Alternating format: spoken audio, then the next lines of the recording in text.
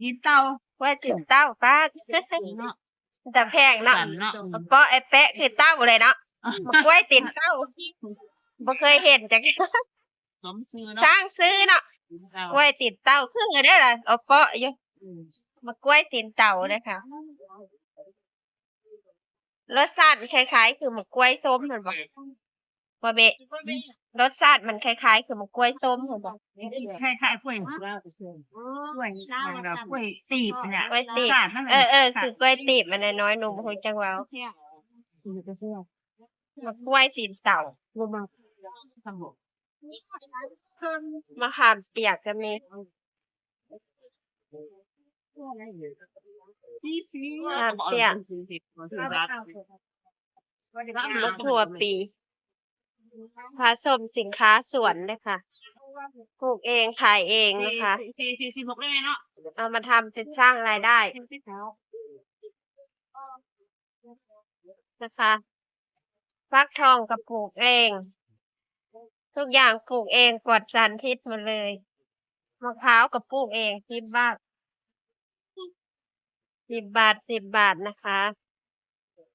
สินค้าที่สวนเด้อจ้ะเด้อหนังเข้มก็มีหนังหยัง สังต้ม หนังต้ม 9 บาท 9 บาท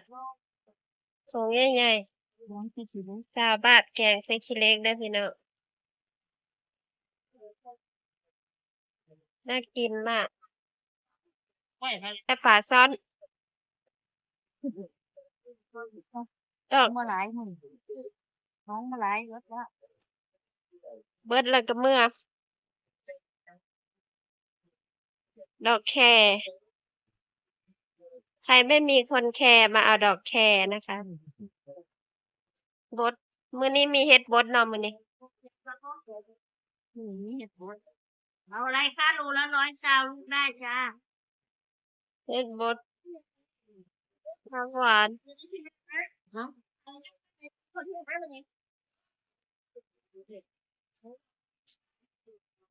ถุงละ20 บาทก็มีเนาะเฮ็ดน่ะ 9 บาทตัวนี้ เฮ็ดอีหยังอันนี้เฮ็ดลิ้นจือรังนก มีประโยชน์ต่อสุขภาพนั่นน่ะบำรุงสุขภาพตระกูลเห็ดนะคะเห็ดย่างเหลืองเห็ดนางฟ้าจานละ50อันนี้กล่องจนพูดเลย กิโลละ100บ่ 120เลย 120เห็ดนางฟ้า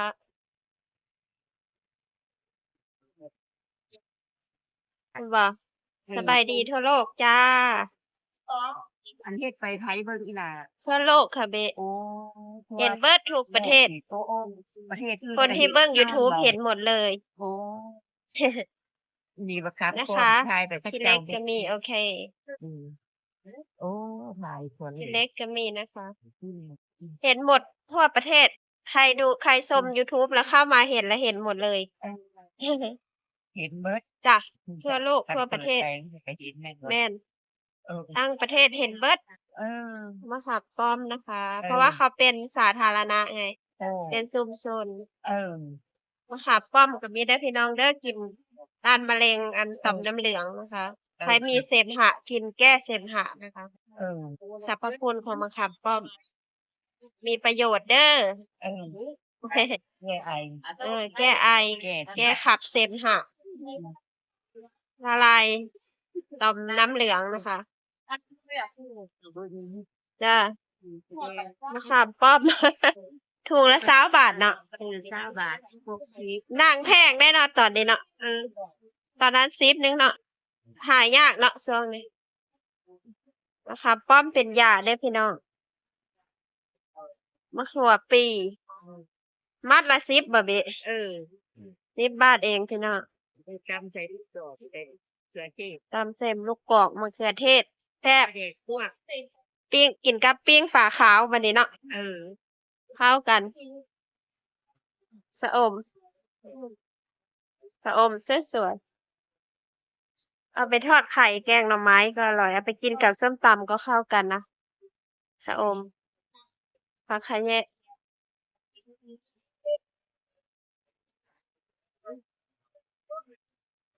น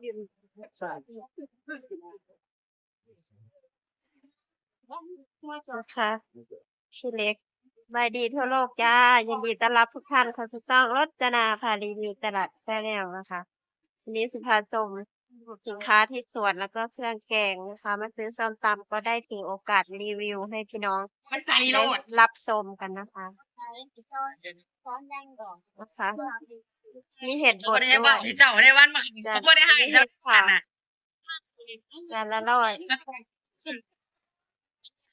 มาสิว่าน้องหายบ่น้องบ่ได้ให้ บดก็100 บาท100 บาท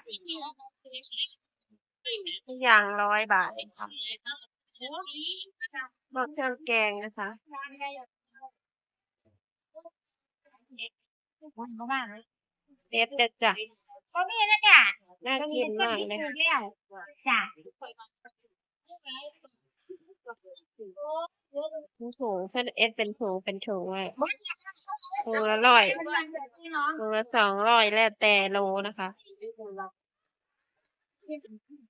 แล้วแต่โล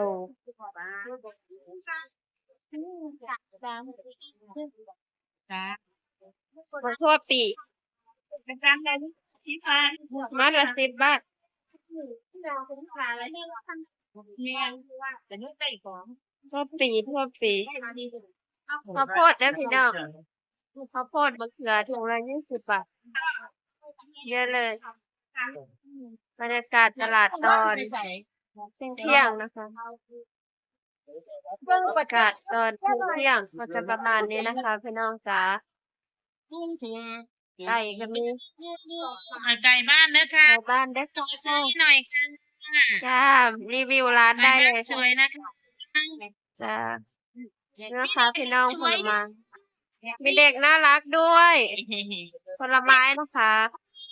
ข้าวโพดเยอะแยะมากมายอาหารการกินตอนประมาณเที่ยงนะคะข้าวโพดกับอันมังคุดปีละบาทนี่ เยอะเลย เงิน1,000หนักไล่ฉันขายเบิดอีกนั่นแหละ ข้าวโพดไปเฮ็ดว่าหยังยาก ผักนะคะมีซีซอสถูกๆเลย เมียน เยอะเลย มีได้เยอะมาเอา5 บาทไม่ว่าขันปูนี่ไงวันนี้ก็เปิดพัดลมแน่ ไก่โอ้หมักม่วงงามขนาดหมักม่วงสวยมากเลย ไข่ตูปีดกินไก่ตู้ โต๊ะของเพื่อนละ